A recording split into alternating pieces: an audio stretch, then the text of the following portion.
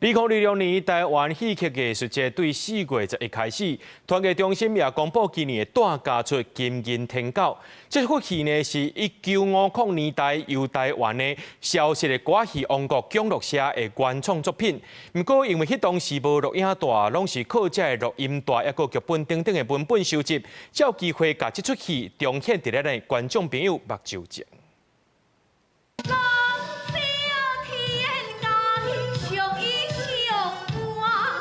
小生小大兩個阿母感情足好的，地主關好食醋，要破壞因的感情。不過金天狗、金小鳥兩個人就有正義感的來鬥相共。你若互伊精神燙後背，我就互你多彩開花。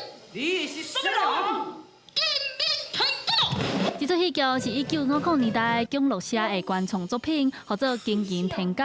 這屆團結中心甲70年前的作品重新製作，呈現在咧觀眾感情。要做好觀有小寡難度，因為當初時無影像的記錄，這屆攏是靠錄音帶、劇本，加上一寡老演員的記憶，才有機會重新擱演出來。錄音帶啊，因為阮媽媽伊嘛有做一出《金銀天狗》，所以伊印象較深。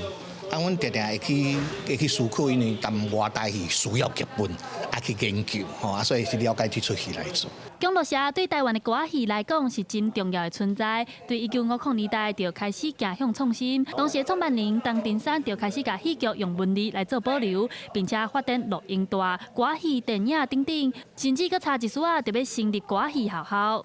伊當初是想要成立一個戲劇學校，但是因為政府迄陣啊規定講吼，你無運動場，你都無法度成立學校，所以講就是做變做是加做變做補習班啊咧。可比講吼，伊內底想講咱知名演員，想講咱的柯秀年啦、吼連明月啦、陳美雲啦等等。除了公布今年的大家出團結中心嘛辦地點，現場有收集姜樂社當初時保存的劇本，還有演員的錄音帶，希望帶觀眾回去1950年代台灣歌戲的黃金年代。記者陳亞軒、林旭凱台北報道。